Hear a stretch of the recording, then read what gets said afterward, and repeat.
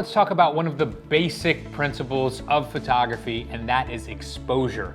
The exposure of your image is basically going to determine how bright or dark that image is, and a correctly exposed image shouldn't have overly blown out highlights. You want some highlights in the brightest parts of your image, but you also want detail in the darkest parts of your image as well. Obviously, in some situations, you are gonna have blown out whites or underexposed darks, but for the most part, you want an even exposure so that whatever you're shooting, the subject matter itself has a natural look to it.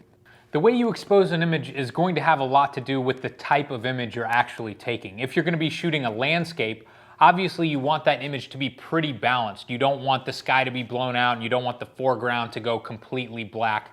But if you were shooting a person and maybe the sky was behind them, in that situation, the person is the subject of the shot. And if you need to blow out the sky, if you need the sky to go pure white so that you can get a correct exposure on their skin, I still think this shot would be considered a proper exposure. You'll notice with a lot of automatic cameras, and this can be your cell phone or this could be a professional DSLR set to an automatic setting, the camera has a tendency to underexpose the scene. If you were taking a picture of a person with the sky behind them being really, really bright, it's going to try to retain detail in that sky, and you're going to end up with a dark image that isn't actually properly exposed.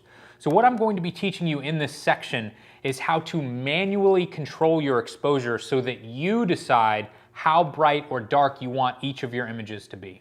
Obviously, if you're going to be taking a picture of the night sky with the stars, the majority of your image is going to be black, even pure black, and that's okay. It's still a correct exposure for that scene. So don't get too wrapped up on how many shadows or how many highlights there need to be in each of your pictures. It really depends on the subject that you're shooting for each individual shot. So let's just look at a few examples so that you guys can see exactly what I'm talking about here. So we'll start with something pretty straightforward here. As you can see with this lion, we have what I would call a correct exposure. You can see both detail in the foreground and in the background. There's not too many shadows or too many highlights. This is pretty straightforward, right? Now in this next shot, things get slightly more complicated because we're shooting through an archway here. So obviously where the light is not hitting, the light is on the other side of the archway, kind of coming in from camera right to the left. We're going to have some really dark shadows on the inside of this arch. We're also going to have some dark shadows on some of these hills and mountains in the background. And of course, if we wanted to brighten up these shadows, we would completely lose all detail in the sky. And we have a really nice blue exposure in the sky right now. So I would consider this to be a correct exposure, even though it has far more shadows than the previous shot. This next shot is also kind of interesting because it's a significantly darker image than either of the two before it. However, I would still call this a correct exposure because what we're choosing here is to capture all of the detail and the highlights as well. So we can see that the sun is setting behind that dark mountain on the right. We've lost all detail in that right mountain. You can tell it's totally black. But I think the goal for an image like this is to capture all of the detail in the sky because you want to see that beautiful sunset. So what the photographer has chosen to do here is lower the exposure until there is detail in all of the highlights. So you'll notice that there is just the smallest bit of pure white in the shot, and it's right above the sun on the bottom side of that cloud up there. But other than that, there is no other white area in this entire image, and therefore I would consider this to be a correct exposure for the subject matter that we're shooting here. Here's a wedding image that was shot at night, obviously, and the majority of this image is completely black. But at the same time, I would consider this to be a correct exposure. Obviously, the subject of this shot, the bride and groom, they're kissing here. We can see some detail in the bubbles, but most importantly, we don't have anything blown out on the bride's dress, which of course is pure white. And more importantly, we don't have anything at all blown out on the subject's skin. Now, even though the majority of this picture is black, and a picture like this is going to confuse your camera because it's going to see all this black area and it's going to want to overexpose the shot, once again, I would consider this to be a correct exposure for the situation that we're in. Now things are going to get a little bit more complicated, and it's going to be up to the photographer to decide how they want to expose some of these more complicated shots. If we look at this shot of the lion here, we kind of have a balanced exposure with the underexposed foreground and subject being the lion and the slightly overexposed sky. And if this was the shot and the composition that you wanted, this is kind of a nice even middle ground. I would say that the sky is slightly overexposed. We have some blown out areas where the sun is behind those clouds. But then you could also say, well, the lion's a little underexposed and dark. And it's okay if you wanted to make a print like this. It's definitely a moody looking image. But you could also choose to expose for the lion. And you can see here with the exact same shot with a different exposure, now we have a correct exposure on the lion, but we've lost all of the beautiful detail and color in the sky. In my opinion, if I were to take this shot, I probably would have zoomed into the lion a little bit more so it wasn't about the sky quite as much, and then I would have used this brighter exposure to have a more correct exposure on the lion. But of course, it's up to you as the photographer to choose your own composition and exposure. Here's another example of a really tricky shot when it comes to exposure. Now, looking at this, I would never say this shot is overexposed. I would say this shot's perfectly exposed. You can see we have detail in the subject matter, which of course is the couple here. And yeah, there's a lot of pure white areas. The sky is pretty bright. The water's very bright, but that's okay. I'm not really looking at that. I'm getting a vibe from this shot, which is bright and airy, but at the same time, I have the exact correct exposure on the subject. But of course, we're the photographer, we're the artist, and we can choose to expose this differently to create a completely different shot. So as you can see here, now the photographer has chosen to underexpose the subjects and capture all of that beautiful detail in the sky and the reflection in the water. Now we have that gorgeous color back there. And if I saw this shot, I wouldn't say, well, that's underexposed. I would say that is exactly how the photographer envisioned it. That's a beautiful silhouette shot with a gorgeous background. So as you can see, with some of these shots, it's not quite so clear cut what is a correct exposure, but it's very important for you as the photographer to really think about what you're doing when it comes to exposure for every single picture that you take.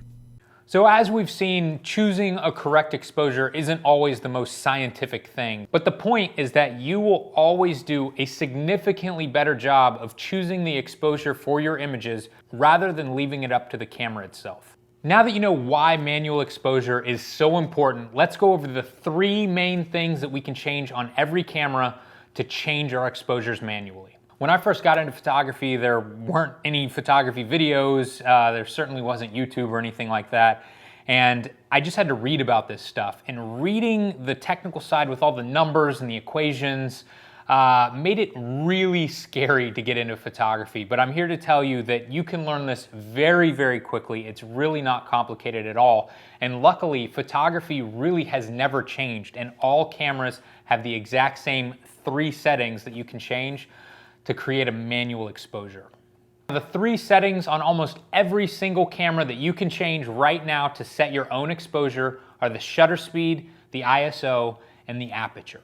Let's begin with ISO because I believe that's the easiest to understand. Back in the film days, if you guys ever shot film, you may remember going to the store, picking up a roll of film and seeing a number on that film. It might say 50, it might say 100, it might say 400, it might say 1600.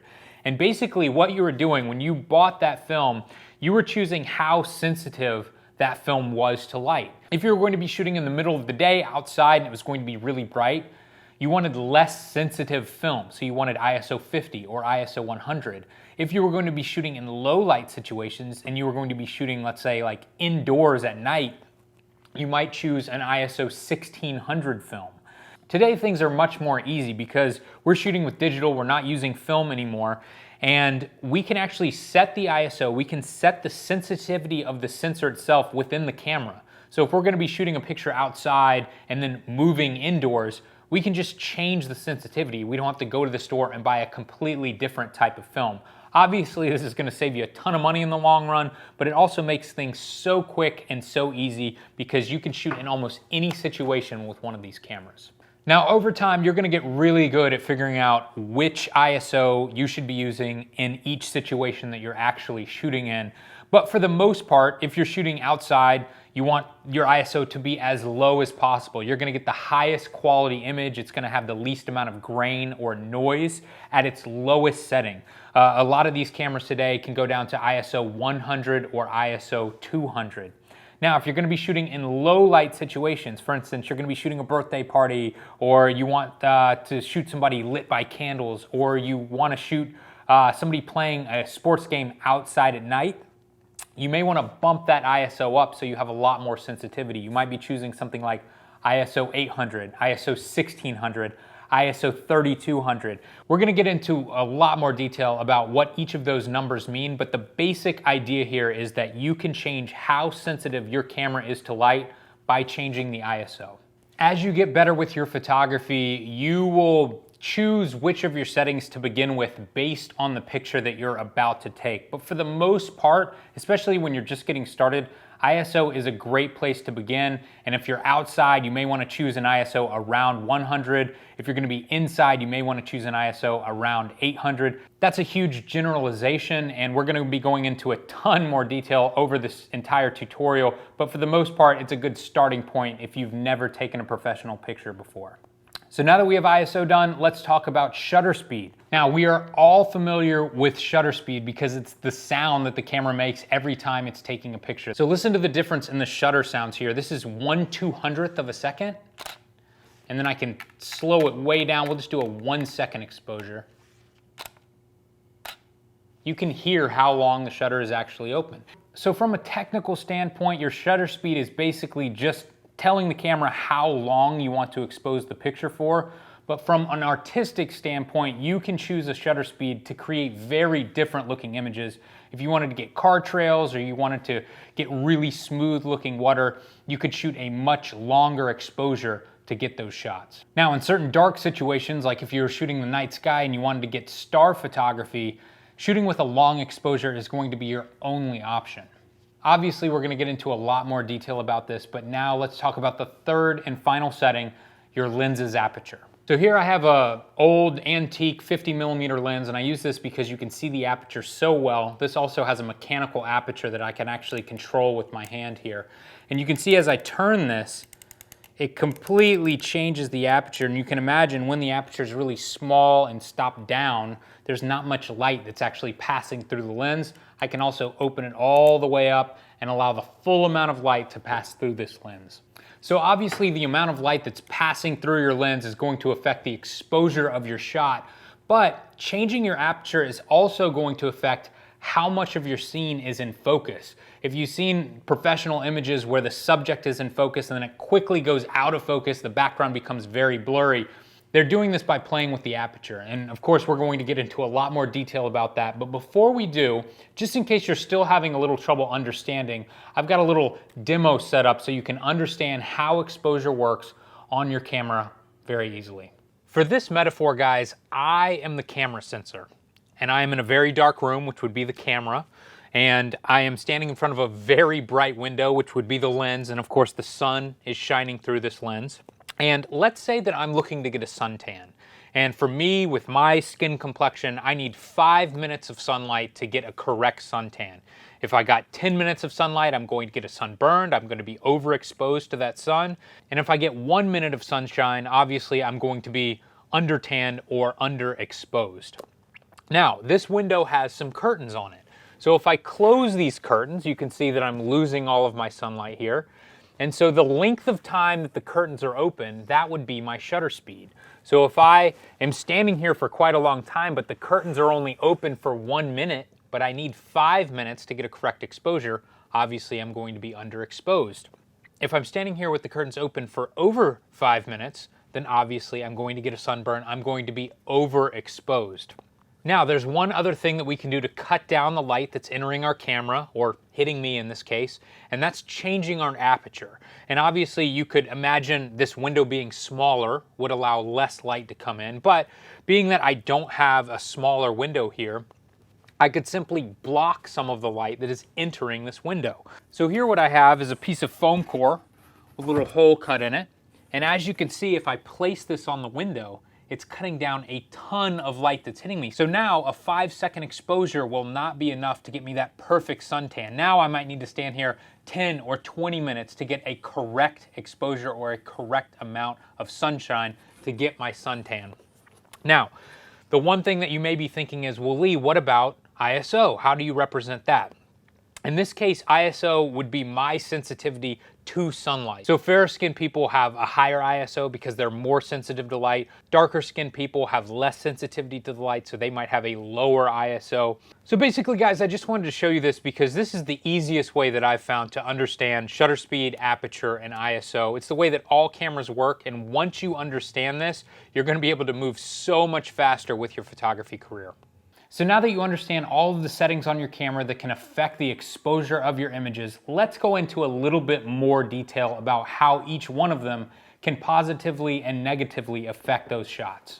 Let's start with ISO. Now, obviously we can set our ISO very low so that the sensitivity on our camera is very low, and that works great if we're in really bright situations. We can also bump up the sensitivity of our camera, choose a very high ISO like ISO 1600, ISO 3200. But one of the downsides to choosing a high ISO and choosing really high sensitivity for your camera is that you will actually lose a lot of image quality. One of the things that plagued film cameras back in the day was noise grain. With higher rated film, higher ISO film, you would get much grainier images. And if you guys have ever seen old black and white pictures, a lot of them are very grainy because the film speed was so high. The same thing affects digital sensors today. So if you're going to be shooting at ISO 1600 or ISO 3200, do not expect your images to look as good as ISO 100. For this reason, the ISO is something that you don't want to forget about. And when you're first getting started with photography, you may have a tendency to leave your ISO setting at whatever your last setting happened to be. So if you were shooting someone's birthday party at night the night before and you had your camera set to ISO 3200, and you forget about that setting, you can get a properly exposed image outside the very next day, but it's going to be very grainy and very low res compared to that exact same shot at ISO 100. So here you can see a range of images. This is the exact same shot. Each image was exposed correctly, but as you see, as we bump up the ISO, we're getting grainier and grainier looking images. Obviously, they look worse. So your goal as a photographer should be to use the lowest possible ISO that you can for any given situation. ISO is the one setting on your camera that is really getting better with each generation of camera. And if you upgrade cameras to the newest model, or you start getting into the more expensive professional bodies, you will find that your camera will be able to take better looking images in low light because the ISO performance is better. With current consumer level cameras like this one, the current rule is like ISO 1600 or ISO 3200 is kind of your limit. You don't want to go much above that because the images look so bad.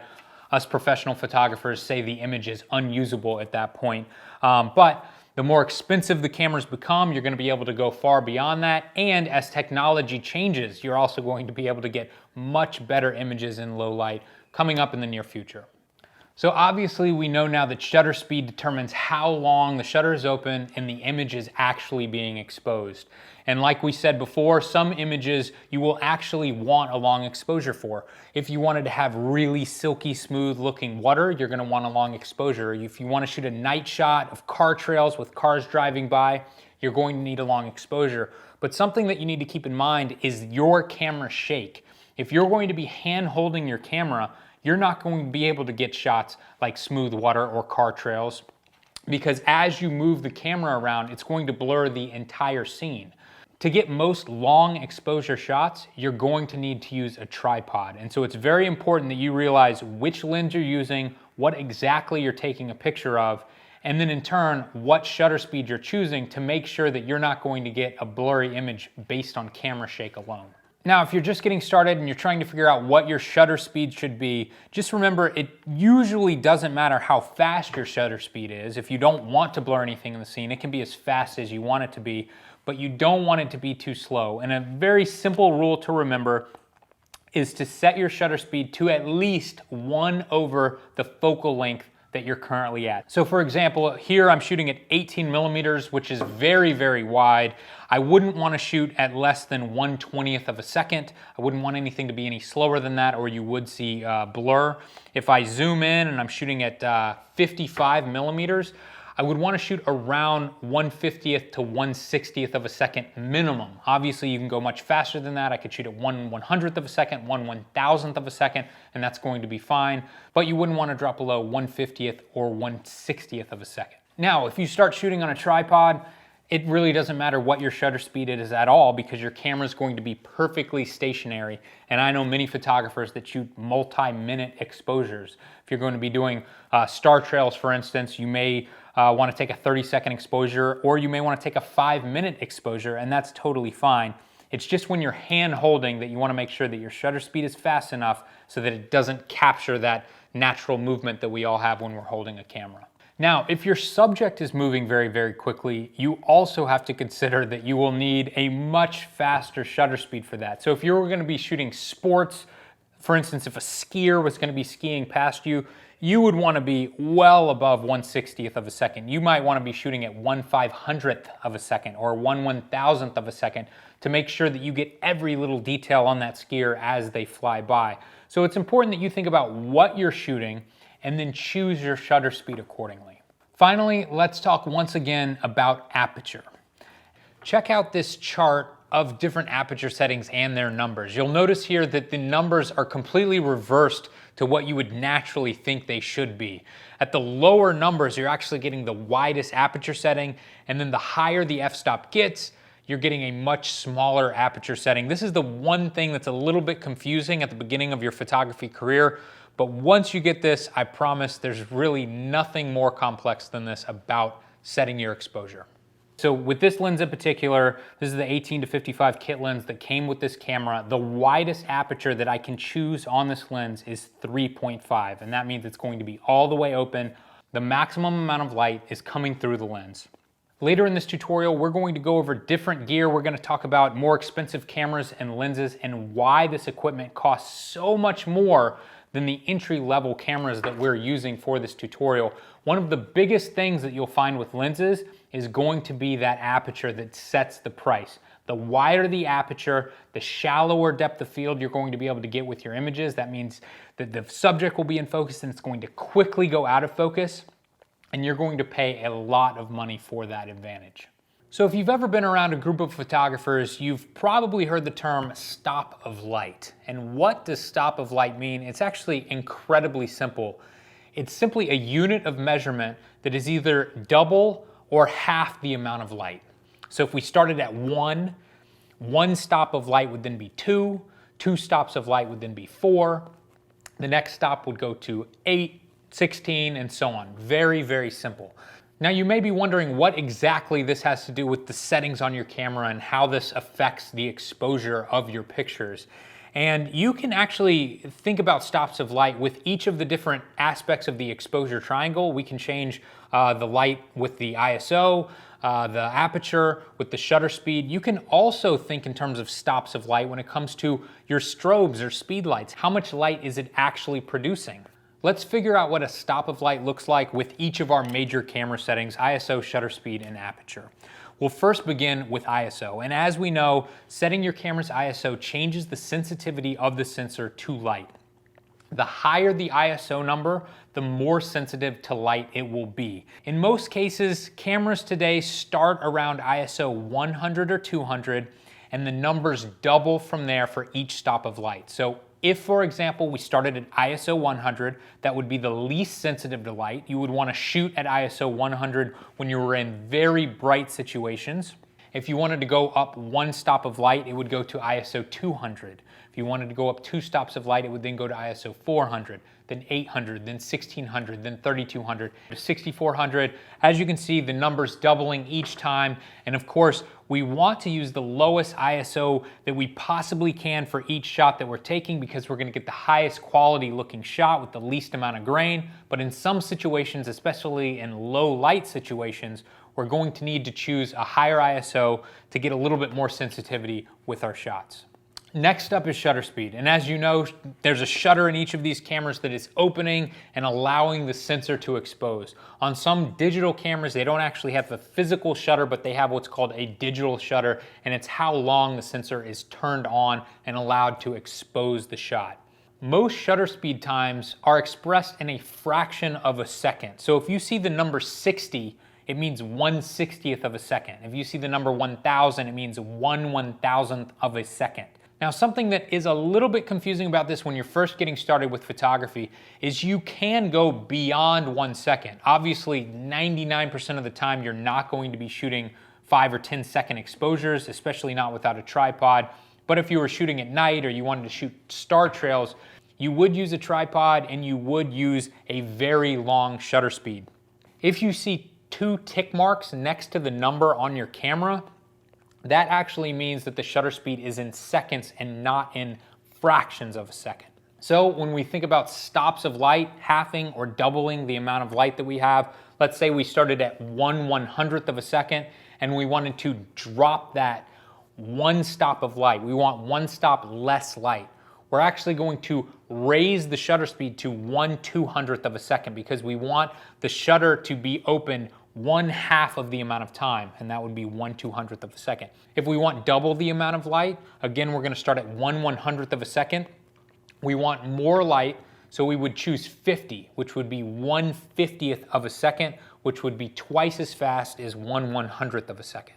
Obviously, things change a little bit when we're going to be in full seconds. If, for example, we were going to do a 2-second exposure and we wanted 1 more stop of light, we would slow it down to 4 seconds. And if we wanted half of the amount of light, we would speed it up to 1 full second. So basically, when you're looking at your camera settings and your shutter speed is being reflected in a fraction, the higher the number, the quicker the shutter speed. That's going to reverse when your shutter speed is being reflected in full seconds. Now, if we're talking about stops of light with the aperture, it's not quite as easy to think about. Obviously, with the ISO, it's just 100 to 200, 200 to 400. With the shutter speed, it's 1/100th of a second or 1/200th of a second. That's very easy for you to understand. But the way that the aperture number was created, it's this scientific equation that's quite complicated. It's not quite as intuitive to think about. And therefore, it's something that you're just going to have to memorize rather than think about logically like you do with shutter speed and ISO. If you check out this chart here, you will notice that the smaller number represents a wider aperture, which represents more light. And as we move up in number, the aperture gets smaller. And each time the aperture gets smaller in this chart, we are halving the amount of light. So as you can see here, f4 to f5.6 is half the amount of light. f5.6 to f8 is another half of the amount of light. And if you start at f4 and then we go to f2.8, that is double the amount of light. Again, it's not as intuitive as the shutter speed or the ISO, but this is what photographers are talking about when we say stops of light. It's just a unit of measurement, and it's very simple when you realize it's just double or half the amount. It's important for photographers to understand what each of these settings do, because when you change one of these settings, it's going to affect another setting. If you're going to raise your shutter speed, you're going to also have to open up your aperture or raise the ISO in your camera to get an even exposure. Let me give you an example here. Let's say I took this picture here, and this is a correctly exposed image at 1/100th of a second, ISO 200 at f8, okay? Let's say for some reason I want to raise my shutter speed to 1/200th of a second. That's going to remove half of the light that's hitting the sensor, and so to get a correctly exposed image, I'm going to have to either change the aperture or change the ISO. I could change the sensitivity on the ISO up to ISO 400, or I could change the aperture and make it a bit wider and set it to f5.6. Either of these two options will give me a correct exposure.